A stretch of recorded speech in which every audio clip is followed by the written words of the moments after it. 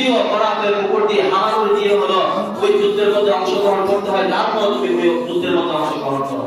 কিন্তু আমরা আমাদের সামর্থ্য অনুযায়ী কাফের মুশরিকদের বিরুদ্ধে মোকাবেলা করার জন্য আমরা তো শক্তি অর্জন করি না, এবং যারা শক্তি অর্জন করেছে তাদের বিরোধিতা সহ আমরা করি। তো এই জন্য দেখেন আজকে আমাদের এই ফল, আজকে আমাদেরকে উপহার দিয়েছে অ্যাডভোকেট সাইফুল ইসলাম সাহেবকে, সাইফুল ইসলাম আলিমকে আমাদেরকে উপহার দিয়েছে।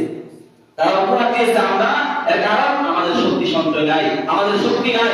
আমরা বলি যে নামে নামে আমরা মুসলমান, কিন্তু কাজে কর্মে আমরা কোনো দিক দিয়ে নাই। আল্লাহ এবং রাসূল সাল্লাল্লাহু আলাইহি ওয়াসাল্লামের আদর্শের দিক দিয়ে আমরা কোনো দিকেই নাই। তো এই জন্য আমাদের বুঝতে হবে, আমাদের মাথার মধ্যে ঢুকাইতে হবে যে আল্লাহ তাআলা আমাদেরকে কি বলেছে আর আমরা কি করতেছি। আর এই কথা যারা মরবে, কাফেরদের হাতে যারা মরবে, ইসলাম তো একটা কাফের দল, এটা মুসলমান না, মুসলমান বিরোধী যারা আছে, যারা ইসলামের বিরোধিতা করবে তারা হলো কাফের। আর কাফেরদের হাতে যারা মরবে তারা হবে শহীদ। তারা কি হবে? তারা হবে শহীদ। আমাদের অ্যাডভোকেট সাইফুল ইসলাম আলিম ভাই উনি হলেন শহীদ, এবং পূর্বে যারা এই রাষ্ট্রের জন্য যুদ্ধ করেছে তারা শহীদের সওয়াব পাবে, কিন্তু শহীদ হবে না, তারা শহীদের সওয়াব পাবে। আর আমাদের এই আলিম ভাই উনি শহীদ, সরাসরি শহীদ, কেননা উনি কাফেরদের হাতে মৃত্যুবরণ করেছেন। আর এই শহীদের ব্যাপারে আল্লাহ তাআলা কোরআনের মধ্যে কি বলতেছেন দেখেন, বিসমিল্লাহির রাহমানির রহিম, ওয়ালা তাকুলু লিমান ইউকতালু ফী সাবিলিল্লাহি আমওয়াত বাল আহইয়াউ ওয়ালাকিন লা তাশউরুন, ওয়ালা তাকুলু লিমান ইউকতালু ফী সাবিলিল্লাহি আমওয়াত বাল আহইয়াউ ওয়ালাকিন লা তাশউরুন। আল্লাহর রাস্তায় যারা নিহত হয়, আল্লাহর রাস্তায় কোনটাকে বলা হয়? আল্লাহর রাস্তা বলা হয় ওই আল্লাহর রাস্তা থেকে, কোরআন এবং সুন্নাহর পথ থেকে কাফের মুশরিকদের হাতে যারা মৃত্যুবরণ করে তাদেরকে বলা হয় আল্লাহর রাস্তায় মৃত্যুবরণ করা। আল্লাহ তাআলা বলতেছেন যে ওয়ালা তাকুলু লিমান ইউকতালু ফী সাবিলিল্লাহ, যারা আল্লাহর রাস্তায় নিহত হয় অর্থাৎ মৃত্যুবরণ করে, আমওয়াত বাল আহইয়া ওয়ালাকিন লা তাশউরুন, তাদেরকে তোমরা মৃত্যু বলিও না, তাদেরকে তোমরা মৃত্যু বলিও না, ওয়ালাকিন লা তাশউরুন, বরং তারা জীবিত। আমাদের যে আলিম ভাই শহীদ হয়েছে ওনাকে আমরা মৃত্যু বলতে পারি না, উনি হলেন জীবিত। তারপর আল্লাহ তাআলা বলতেছেন যে যা তোমরা জানো না, যারা শহীদ হয়ে আল্লাহর রাস্তায় মরে তারা মৃত্যু না, তারা বরং জীবিত, কিন্তু তা তোমরা জানো না। এটা আল্লাহ পাক রব্বুল আলামিন জানেন যে তারা হলো জীবিত। তো আলিম ভাই উনি মৃত্যু না, উনি হলেন জীবিত।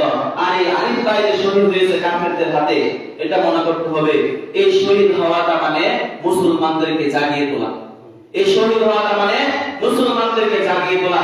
আমাদের মুসলমান জাগতে হবে যে হিন্দুরা ওই ইসলাম নামক সংগঠন মুসলমানদের উপর আক্রমণ করে আর আমরা মুসলমান বসে বসে থাকি, এর দ্বারা আমরা এই আলিম ভাইয়ের মৃত্যু দ্বারা আমরা এটাই বুঝতে পারি যে ওনাকে হত্যা করে আমাদেরকে ওই আল্লাহ তাআলা জীবিত করেছে।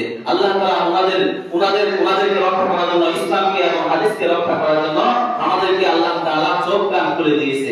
আমরা এটা চিন্তা করে চলতে হবে। এই দেশ নিয়ে এবং এই ধর্ম নিয়ে, ইসলাম ধর্ম নিয়ে, বাংলাদেশ নিয়ে ভীষণ ষড়যন্ত্র চলতেছে। আমরা যারা অনলাইন আমরা দেখতেছি, আজকেও দেখলাম যে তারা ওই ইন্ডিয়ার মধ্যে বসে বসে তারা মুসলমানদের নামে উস্কানি দিচ্ছে, মুসলমানদেরকে বিভিন্ন কথা বলে তারা উস্কানি দিচ্ছে কিভাবে একটা গন্ডগোল সৃষ্টি করা যায়, এই দেশকে কিভাবে দখল করা যায়, মুসলমানদেরকে কিভাবে মারা যায়, এই চিন্তা থেকে নিয়ে তারা মগ্ন আছে। আর আমরা বসে বসে আমাদের দুনিয়ার কাজ করতেছি। তারা আজকে স্লোগান দিয়েছে, কতটুকু সাহস দেখেন তাদের, তারা স্লোগান দিচ্ছে যে আমরা চট্টগ্রাম চাই, কুমিল্লা চাই, নোয়াখালী চাই, এরকম স্লোগান দিতেছে, তারা মিছিল করতেছে। আর এরকম স্লোগান দিতেছে ইন্ডিয়ার মধ্যে, এবং ইন্ডিয়া থেকে ওই মুসলমানদেরকে এবং বাংলাদেশের সরকারকে তারা একের পর এক হুমকি দিতেছে। কেন দিতেছে? তারা বলে করে সব কাজ করে ফেলছে, কিন্তু আমরা মুসলমান উপরে উপরে আমরা এই ঘোষণা দিতেছি, আমরা এই করে এলাম, ত্যাগ করে এলাম, এটা করে এলাম, সেটা করে এলাম, এগুলো আমরা বলতেছি। তারা বলে করে সব প্রস্তুত, আমরা প্রস্তুত নয়। এই জন্য আমাদের প্রস্তুত হতে হবে। আর যদি আমরা প্রস্তুত হই, আমরা যদি এই রাস্তায় প্রস্তুত হয়ে আমরা যদি এই রাস্তায় মৃত্যুবরণ করি, তাহলে আল্লাহ তাআলা আমাদেরকে শহীদি মর্যাদা দান করবে। এবং শহীদি মর্যাদা দান করলে আল্লাহ তাআলা বলেছেন যে শহীদের এক নাম্বার ইয়া হলো যে ব্যক্তি শহীদ হবে আল্লাহ তাআলা তার হিসাব নিকাশ, কবরের আযাব বাদ দিয়ে সমস্ত তার কোনো আযাব হবে না, তাকে সরাসরি আল্লাহ তাআলা জান্নাতের মধ্যে দান করবে। সুবহানাল্লাহ। যে ব্যক্তি শহীদ হবে তার কোনো কবরের আযাব নাই, তার সাথে সাথে জান্নাত। তো এই জন্য জান্নাতের রাস্তা আমাদের বর্জ্য করতে হবে। এই হিন্দু বন্ধ যারা মুসলমানদের বিরুদ্ধে বিরোধিতা করবে তাদের বিরুদ্ধে আমাদের বর্জ্য করতে হবে। তো আল্লাহ রাসূল সাল্লাল্লাহু আলাইহি ওয়াসাল্লাম হাদিস শরীফের মধ্যে বলতেছেন এটা হলো শেষ জমানা। এই জমানাটা হলো শেষ জমানা। দেখেন আজ থেকে 20 বছর আগে এই পৃথিবী কেমন ছিল আর এখন কেমন হচ্ছে। বিভিন্ন জায়গায় যুদ্ধ লেগে গিয়েছে। কেন লেগে গিয়েছে? আল্লাহ রাসূল সাল্লাল্লাহু আলাইহি ওয়াসাল্লাম বলেছেন যে কিয়ামতের আগ মুহূর্তে এরকম জাহিলিয়াত প্রবেশ করবে যে জাহিলিয়াতের কারণে মানুষ অন্ধ হয়ে যাবে। অন্ধ হয়ে যাওয়া মানে কোরআন তারা বুঝবে না। দেখুন আমরা মুসলমান, আমরা কয়জন কোরআন বুঝি? জাহিলিয়াত এরকম হয়েছে আমরা কোরআন বুঝি না, সূরা ফাতিহার অর্থ বুঝি না, এবং আল্লাহ তাআলা যে 30 পারা কোরআন শরীফ দিয়েছে, 30 পারা কোরআন শরীফের এক একটা অর্থ আমরা কয়জন জানি? অধিকাংশ মানুষই আমরা জানি না।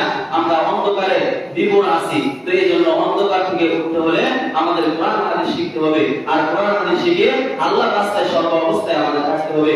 আল্লাহ রাসূল সাল্লাল্লাহু আলাইহি ওয়াসাল্লাম হাদিস শরীফের মধ্যে বলতেছেন ক্বালা নবী সাল্লাল্লাহু আলাইহি ওয়াসাল্লাম ইসমাতাকান লিল উম্মতি আখরাজাহুল্লাহু মিনান নার ওয়া ইসাবাতুন তারজুল হিন্দা ওয়া ইসাবাতুন তাকুনা মা ঈসা ইবনে মারইয়াম। দেখেন আল্লাহ রাসূল কি বলতেছে, ইসমাতাকান লিল উম্মতি আখরাজাহুল্লাহু মিনান নার, আমার উম্মতের মধ্যে দুইটা দল থাকবে, আখরাজাহুল্লাহু মিনান নার, তারা জাহান্নামের আগুন থেকে মুক্তি পাবে। আখরাজাহুল্লাহু মিনান নার, তারা ওই জাহান্নামের আগুন থেকে মুক্তি পাবে। এর মধ্যে এক নাম্বার দল হবে তারজুল হিন্দা, যারা হিন্দুস্তানের মধ্যে কাফেরদের বিরুদ্ধে যুদ্ধ করবে, যুদ্ধ করে যারা শহীদ হবে তাদেরকে আল্লাহ তাআলা ওই জাহান্নামের আগুন থেকে মুক্তি দান করবে। এই হিন্দুস্তানের একটা যুদ্ধ হবে, আল্লাহ রাসূল সাল্লাল্লাহু আলাইহি ওয়াসাল্লাম বলেছে এটাকে বলা হয় গজওয়াতুল হিন্দ, হিন্দুস্তানের যুদ্ধ। এই গজওয়াতুল হিন্দ আমাদের সামনে দোয়া উঠছে। গজওয়াতুল হিন্দের আর বেশি দিন নাই। কেননা দেখেন আজকে মুসলমানরা পদে পদে জায়গায় জায়গায় নির্যাতন নিপীড়ন হচ্ছে। আমরা বলে যে মুসলমান মরে না, কিন্তু হাজার হাজার মুসলমান এই পর্যন্ত অনেক মুসলমান মরেছে। 20 বছরে দেখেন আপনি কতগুলো মুসলমান মরেছে এই ভারতবর্ষের মধ্যে। শুধু বাংলাদেশ নয়, ইন্ডিয়া এবং পাকিস্তানও মুসলমান মরেছে, এবং মায়ানমার এবং এই মায়ানমার, নেপাল, ভুটান এই রাষ্ট্রগুলোকে বলা হয় যে হিন্দুস্তান। এই হিন্দুস্তানের মধ্যে একটা যুদ্ধ হবে, ওই যুদ্ধটার নাম হবে গজওয়াতুল হিন্দ। আর এই গজওয়াতুল হিন্দের মধ্যে যারা শহীদ হবে তাদেরকে আল্লাহ তাআলা জাহান্নামের আগুন থেকে রক্ষা করবে। তারপরে বলতেছে ঈসা ইবনে মারইয়াম, দুই নাম্বার দল হলো যারা ঈসা ইবনে মারইয়াম আলাইহিস সালাতু ওয়াস সালামের ছেলে ঈসা আলাইহিস সালাতু ওয়াস সালামের সাথে থেকে যারা যুদ্ধ করবে, তারা শহীদ হবে, তারা ওই জাহান্নামের আগুন থেকে মুক্তি পাবে। দুইটা দল জাহান্নামের আগুন থেকে মুক্তি পাবে। আমার উম্মতের মধ্যে রাসূল বলতেছে আমার উম্মতের মধ্যে দুইটা দল জাহান্নামের আগুন থেকে মুক্তি পাবে। একটা হলো হিন্দুস্তানে যারা যুদ্ধ করে শহীদ হবে, দুই নম্বর হলো যারা ঈসা আলাইহিস সালাতু ওয়াস সালামের সাথে থেকে যারা যুদ্ধ করবে। আর ওই ঈসা আলাইহিস সালাতু ওয়াস সালামের সাথে যে যুদ্ধটা হবে, ওই যুদ্ধটা হবে দ্বিতীয় বিশ্বযুদ্ধের সময়। দ্বিতীয় বিশ্বযুদ্ধের সময় ওই যুদ্ধটা হবে।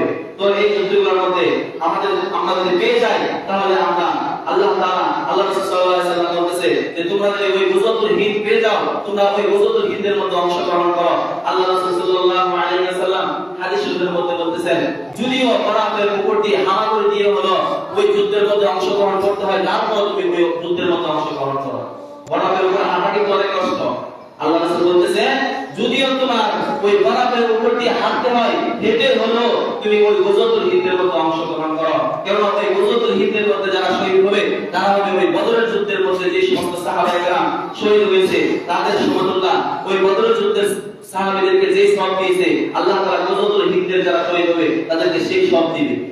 সেই জন্য আমরা গজওয়াতুল হিন্দ সম্পর্কে সচেতন হতে হবে।